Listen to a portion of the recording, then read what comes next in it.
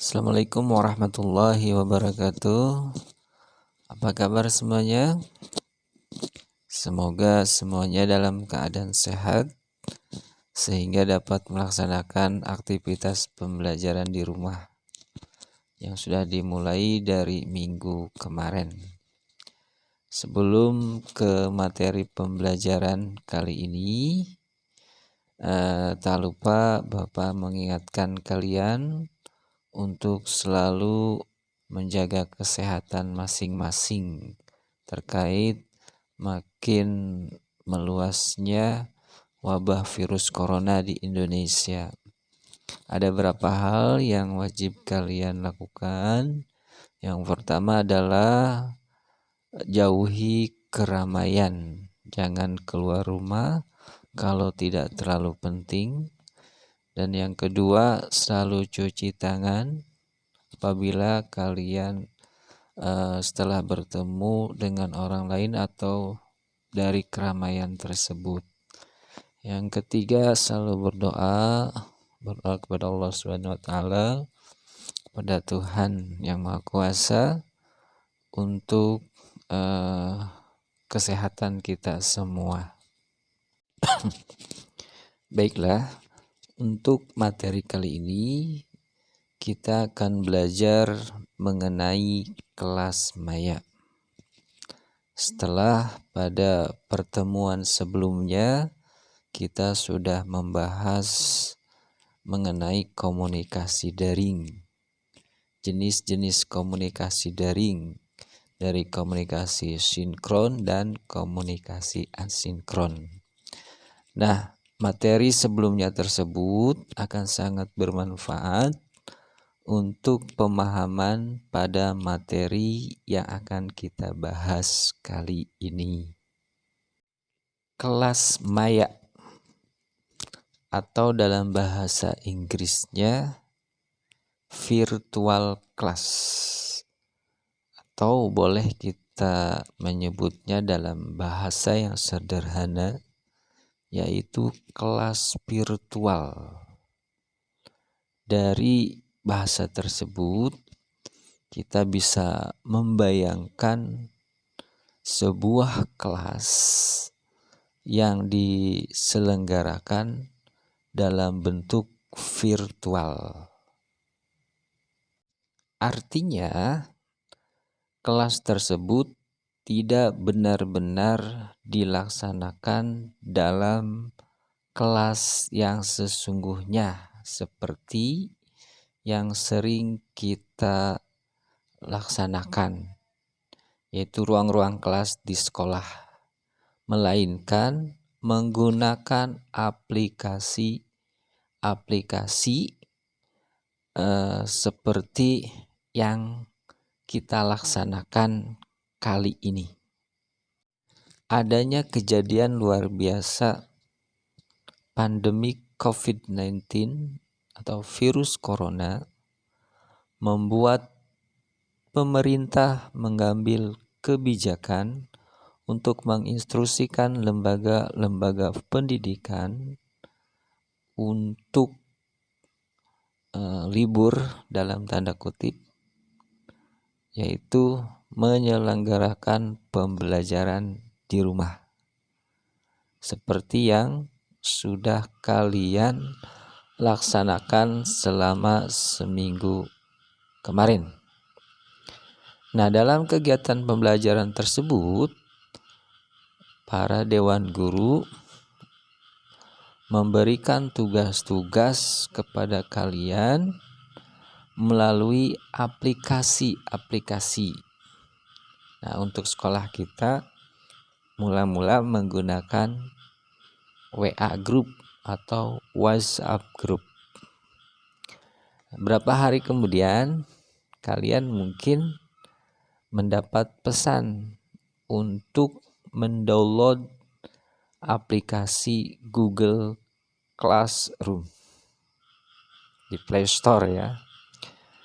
Nah, setelah kalian menginstal aplikasi Google Classroom tersebut, kalian disarankan untuk join kelas, bergabung dengan kelas masing-masing.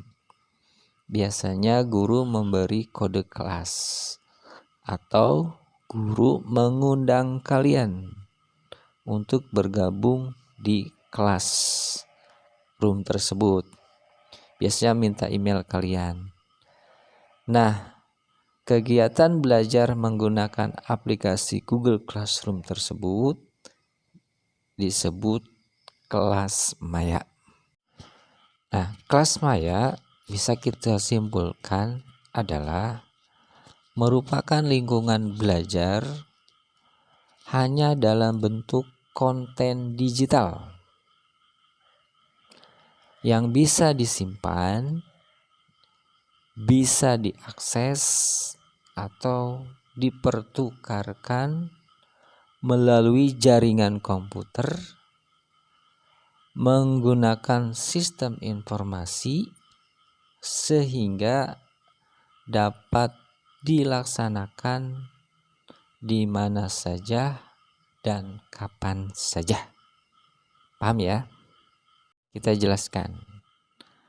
Nah, yang dimaksud dengan konten digital adalah bisa berupa teks, audio, video, atau gabungan dari ketiganya. Contoh konten digital berupa teks, misalnya guru memberi tugas kalian dalam bentuk soal. Nah, itu disebut konten digital berupa teks. Konten digital berupa audio, misalnya guru merecord instruksi-instruksi atau penjelasan, kemudian diupload di kelas maya atau di aplikasi kelas maya. Kemudian kalian mendengarkan. Nah, itu disebut konten digital berupa teks atau biasanya menggunakan podcast ya. Sedangkan konten digital berupa audio adalah seperti yang Bapak lakukan sekarang ini. Jadi guru merecord dulu dalam bentuk video, kemudian disunting dan diupload di aplikasi kelas maya, kemudian kalian melihatnya. Nah, itu konten digital berupa audio. Kemudian dapat diakses, artinya konten digital tersebut dapat diakses oleh kalian menggunakan aplikasi kelas maya, misalnya menggunakan kelas-kelas yang ada di Google Classroom. Dapat disimpan konten digital yang sudah dibuat guru tersebut, kalian download, kemudian dapat disimpan di memori kalian atau di drive kalian. Dapat dipertukarkan, misalnya kalian menjawab soal, kemudian setelah dijawab kalian mengirimkan ke teman kalian soal tersebut, jawaban tersebut untuk dikoreksi, misalnya apakah sudah betul atau belum.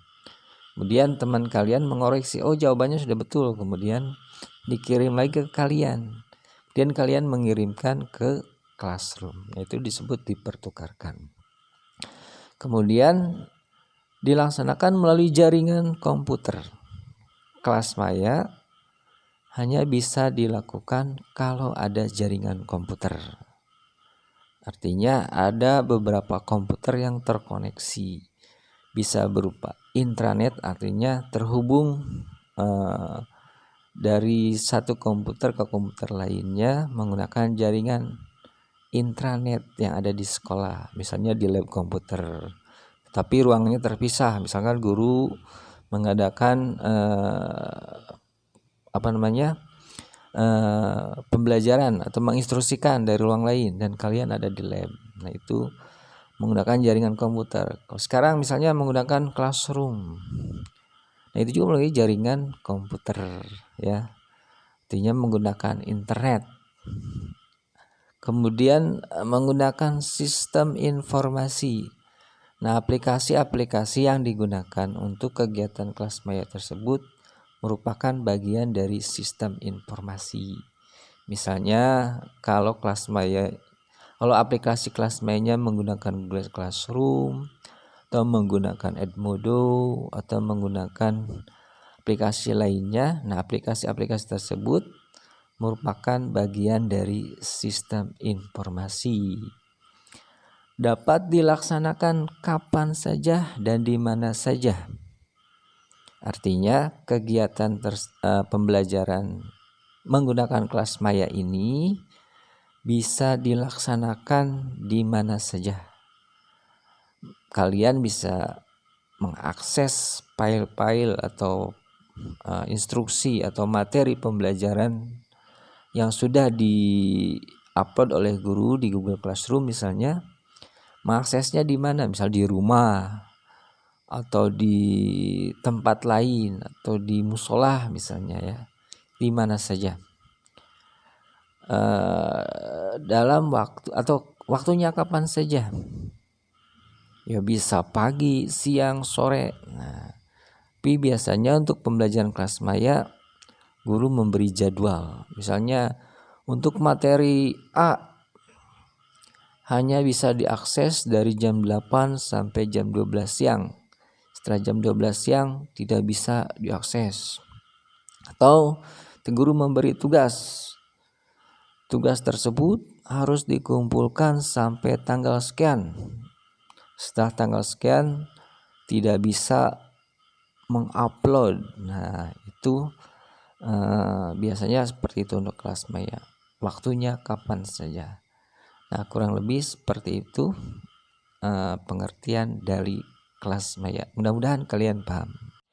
Berikutnya, penerapan Classmaya hanya bisa dilaksanakan jika terpenuhi beberapa item berikut. Yang pertama adalah hardware.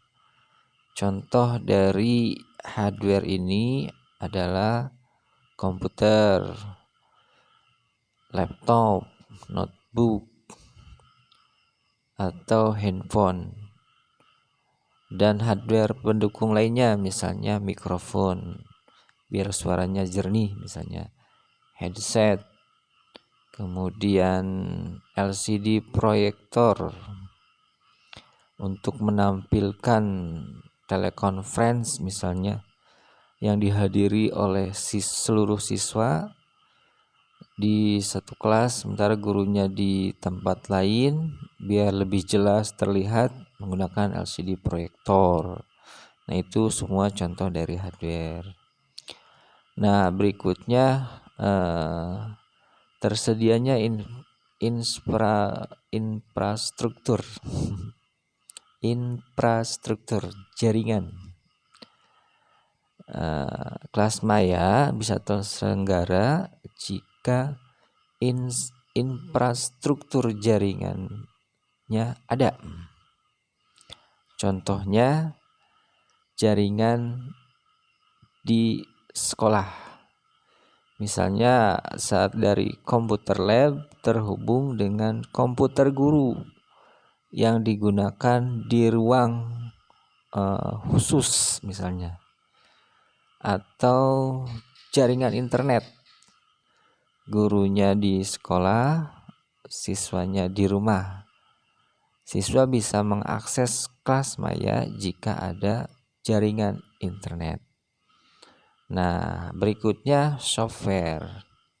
Nah, software ini merupakan aplikasi-aplikasi yang digunakan. Nah, nanti dibagi-bagi jenis software yang biasa digunakan dalam Classmaya. Nah, untuk materi jenis-jenis software yang digunakan untuk Classmaya nanti kita pelajari di pertemuan berikutnya. Oke, demikian untuk materi pembelajaran kali ini, yaitu materi Classmaya. Mudah-mudahan dapat dipahami, kalian dapat mengerti, sehingga apabila nanti ada soal atau pertanyaan atau tugas dari materi Classmaya ini, kalian bisa menjawab. Oke, terima kasih. Jaga kesehatan kalian. kurangi beraktivitas yang tidak terlalu penting, stay at home, tetap di rumah, dan selalu jaga kebersihan. Assalamualaikum warahmatullahi wabarakatuh.